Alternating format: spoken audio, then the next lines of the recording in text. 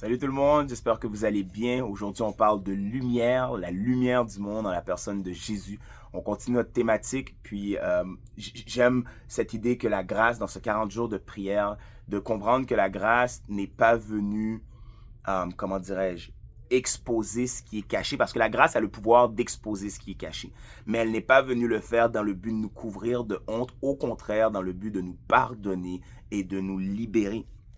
Je me rappelle à un moment donné, je parlais avec quelqu'un qui vivait dans le péché, puis la personne m'expliquait comment elle avait vécu un stress par rapport à son péché, puis à un moment donné, j'étais comme, je t'écoute, puis je voulais être rempli de compassion et de grâce, mais j'étais comme, tu vois pas que t'es lié? Puis la personne était comme, non, pas du tout, au contraire, je me sens tellement mieux, etc., depuis que, bla. J'étais comme, non, tu penses que tu es libre, tu penses que tu vis une liberté, mais c'est faux, tu agis dans l'obscurité, tu dois te cacher, tu dois calculer tes mots, mais en réalité, la personne qui est libre, c'est celle qui peut agir en pleine lumière.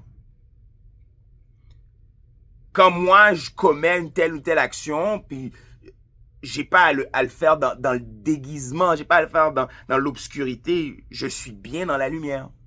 Et j'ai l'impression que le péché, c'est ce qu'il fait. Il nous fait tous vivre en citoyens de nuit. Il nous fait tous vivre d'une manière où est-ce qu'on doit aller dans l'obscurité, puis on doit tâtonner. On couvre, on ment, on est espiègle, on est opaque, on dissimule. On rationalise notre péché, on défend, on justifie, on blâme. Le péché commet ça. Mais l'action de la grâce, c'est quoi? L'action de la grâce, c'est de mettre en lumière ce qui autrefois était dans les ténèbres.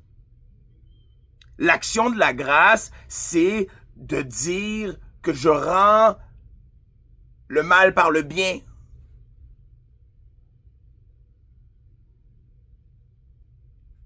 La grâce fait fuir les ténèbres. La grâce est une explosion de lumière. La grâce illumine les endroits caverneux de notre âme. La grâce ne recherche pas la vengeance, la grâce recherche le pardon. Il ne recherche pas la punition, il recherche la libération. Et parfois, on peut être dans une posture de culpabilité. Et je prie que cette année puisse être une année de libération, de délivrance, que le Seigneur puisse vous délivrer des péchés qui vous oppriment, que vous puissiez comprendre que la grâce est venue non pas dans une idée d'attendre un paiement de notre part, car la rançon a déjà été payée. Jésus est déjà mort. Le sang a déjà couvert les péchés passés, présents et futurs. Oui, la lumière est venue dans les ténèbres. Jean 1.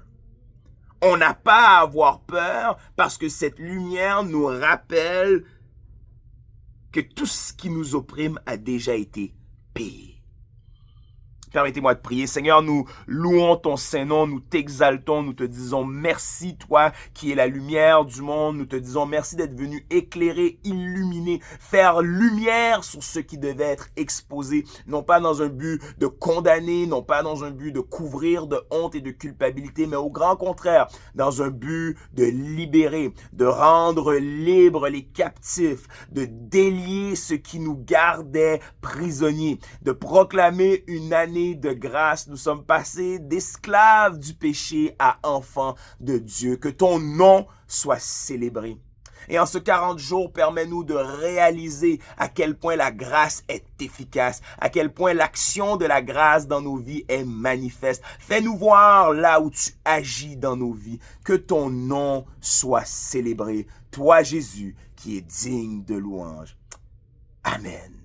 Que Dieu vous bénisse, qu'il vous garde. Je vous souhaite bonne journée, peu importe où vous êtes, peu importe d'où vous écoutez ce message. Que la paix du Seigneur soit avec vous.